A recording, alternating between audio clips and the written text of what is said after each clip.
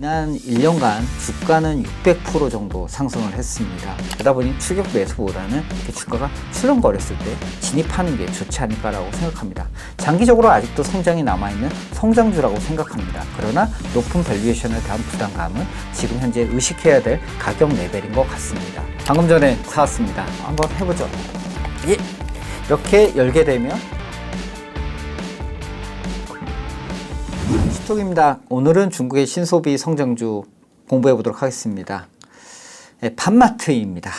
지난 1년간 주가는 600% 정도 상승을 했습니다. 최근에 이 판마트 주가가 많이 상승해서 그런지 중국 정부가 규제를 하기 시작했죠. 판마트의 주요 제품은 귀여운 인형입니다. 귀여운 인형이 뭐가 무서워서 규제를 하는 걸까요? 규제 내용 좀 살펴볼까요? 미성년자가 판마트의 인형을 사는 걸 갖다가 못하도록 하는 거죠. 그 규제에 나오자마자 판마트 주가 하루에 5% 정도 하락을 했습니다. 유사한 규제는 2023년에도 있었습니다. 그렇지만 판마트의 인기 그리고 매출 상승은 막을 수가 없었죠. 사실상 판마트 제품을 구매하는 사람은 대부분 젊은 여성분들이고요. 평균 판매가가 50위안 정도, 우리나라로 따지게 되면 한 10,000원 정도 되기 때문에 실제 구매하시는 분들 중에서 미성년자 비중은 생각보다 낮았죠. 중국 정부는 왜 이 귀여운 인형에 민감할까 좀 이야기를 해보도록 하겠습니다. 잠깐 보시면 이게 라부부입니다. 정말 귀여운가요? 저는 잘 모르겠는데 막상 보면 좀 귀엽더라고요. 이 인형을 파는 구조가 블라인드 박스에 넣어서 팝니다. 저 뭐가 나올지 모르거든요. 그러다니까 운에 맡게 됩니다. 즉 뽑기죠. 그 희귀 한정판이 있습니다. 다른 사람들이 가질 수 없는 희귀한 아이템인데 이걸 뽑기 위해서 사람들이 미친듯이 삽니다. 그러다 보니까 중국 SNS 비리비리에는 오늘 50개 샀어요 라고 하는 얘기도 있고요. 알바 열심히 해서 판마트에 갖다 줬어요 하는 얘기도 있습니다. 결국에 중국 정부는 이걸 갖다가 도박성 소비로 간주하고 통제하겠다는 거죠. 우리도 한번 오늘 판마트의 주요 제품을 갖다 한번 까볼까요? 예. 방금 전에 사왔습니다. 여러 가지 에피소드가 많이 있지만 여기 보시면 지금 확대가 안 되고 있는데요. 지금 주요 제품별로 나오고 있는 확률이 쫙 나오고 있습니다. 그 중에 이렇게 조금 꺼멓게 되어 있는 부분이 있죠. 예, 요게 지금 희귀 아이템입니다. 확률 보게 되면 와 생각보다 낮습니다. 나중에 요 확률 제가 깠을 때 나오는지 한번 보도록 하겠습니다. 지금 실제로 한번 해보죠. 예, 이렇게 열게 되면 엔진 나면 큰일 납니다. 다시는 못 사오기 때문에 조심조심 지금 열고 있습니다. 열었고요. 예. 지금 이게 아기몰리네요. 예, 되게 유명한 그 아이템이라고 합니다. 열면 이제 반품이 안 됩니다. 엔진 내지 말아야 될 텐데. 짠! 예! 아기몰리 나왔습니다. 이게 도대체 이건 말이죠. 예, 희귀 아이템이 아닙니다. 맞나? 희귀 아이템인가? 희귀 아이템이 아니네요. 참 제가 이렇게 뽑기를 잘 못합니다. 예, 좀 전에 보셨듯이 이러한 그 즐거움을 주고요. 사람들로 하여금 이 아이템 모아야 되겠다 이런 생각을 합니다.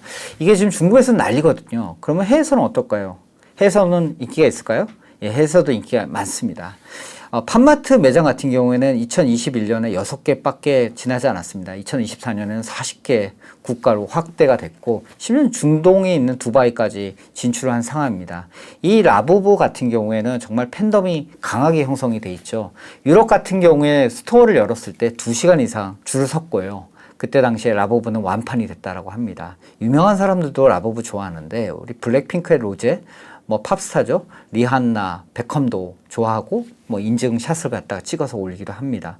그러다 보니까 정말 해외 소비자들 반응 아주 뜨겁습니다. 이 인형 보게 되면 귀엽나요?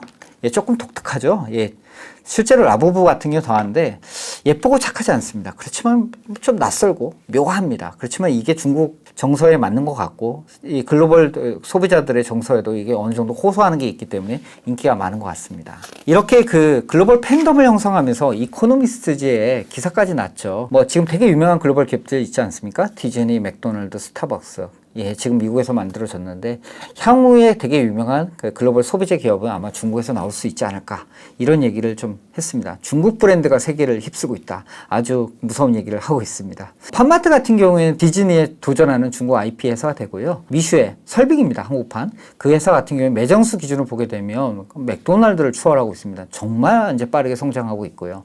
뭐 기타 등등 차지 같은 경우는 동남아에서 지금 성장하고 있고 메이추안 같은 경우는 남미에서 성장을 하고 있습니다.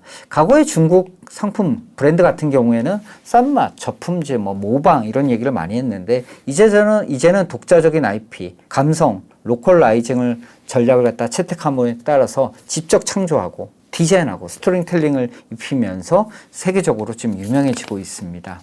이 브랜드라고 하는 거 그거는 단지 제품만 파는 게 아니거든요. 여러분도 샤넬을 왜 살까요? 단지 제품일까요? 아닙니다. 샤넬이 주고 있는 어떤 감성을 갖다 같이 사고 있는 거죠. 팜마트의 성공 비결을 좀 보게 되면 단순 제품력이 아니라 감정 소비에 조금 기반하고 있다고 생각합니다. 캐릭터별로 스토리를 입히고 그 다음에 세계관을 구축한 다음에 그 팬덤을 기반으로 해서 이거 좋아하는 사람도 있거든요.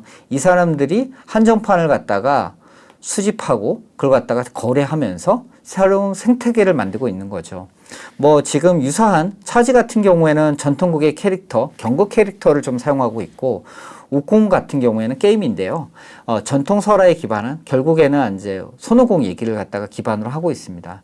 이러한 중국 브랜드 같은 경우에 공통적으로 채택하는 전략이 있는데 자국 내에서 일단 사람들한테 먹히는지 확인한 다음에 이걸 기반으로 해서 SNS나 뭐 비리비리 같은 데다가 또 올리고 틱톡, 샤피, 뭐 쿠팡 이런 걸 통해 가지고 실제적으로 거래를 하게 됩니다. 그러다 보니까 자연스럽게 입을 통해서 SNS를 통해서 확산이 되게 되고 팬 커뮤니티를 중심으로 해서 팬들과 직접 대화하고 실시간으로 판매하는 그런 형태를 갖다가 가져가고 있습니다. 한국에도 이런 컨텐츠들이 많이 있죠. 카카오 프렌즈, 뽀로로 예, 정말 이렇게 많이 있는데 그 리테일, 오프라인 굿즈 판매에 조금 머무는 한계점을 보여서 조금 아쉽습니다.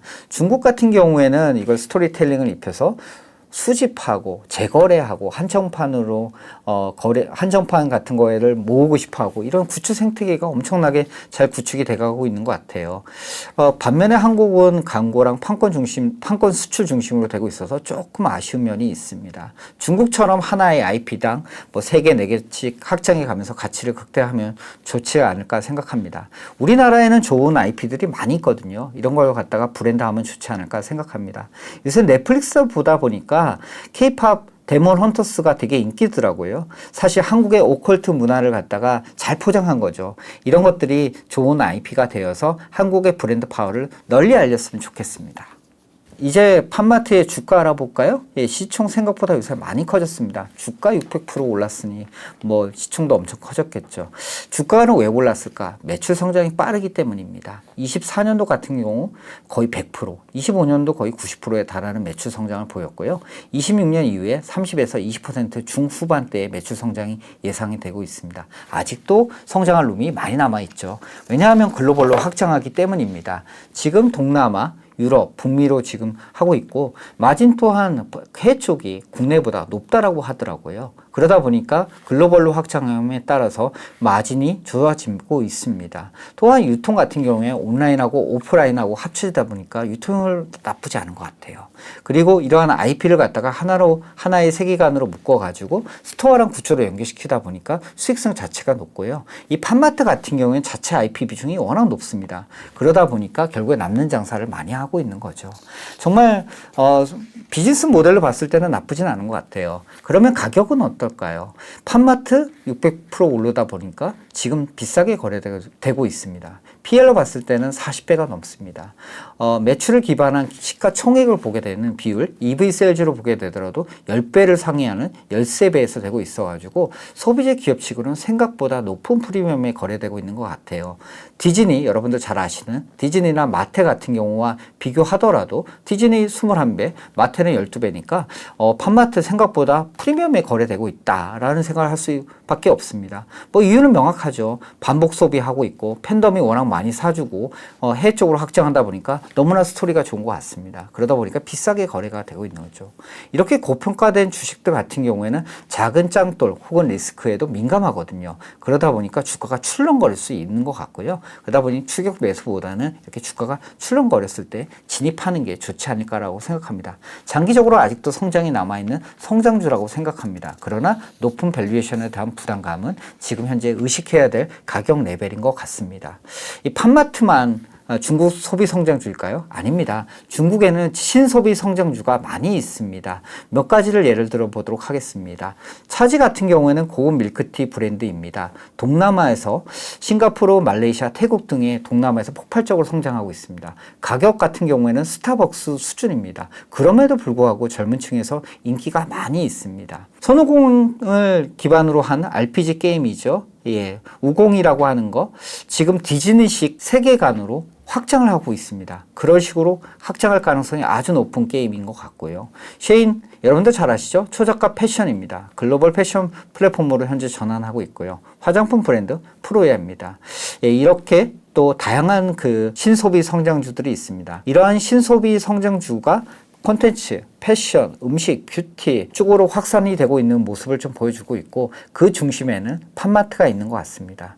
신소비 성장주, 이제 더 이상 가격은 중국 소비재의 경쟁력이 아닌 것 같습니다. 팜마트에서 확인할 수 있듯이 콘텐츠, 감성, 문화, 글로벌 진출력이 중국 브랜드의 새로운 모습이지 않을까 싶습니다. 앞으로 중국의 신소비 성장주 지속적으로 업데이트를 해봐야 될 것 같습니다. 오늘은 팜마트에 대해서 공부를 해봤습니다. 이상 이슈톡이었습니다. 구독, 좋아요 부탁드리겠습니다. 감사합니다.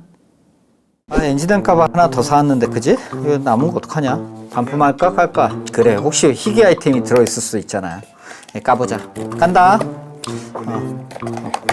가겠습니다. 짜잔. 야, 이거 없는 것 같은데? 아, 있다. 아, 망했다.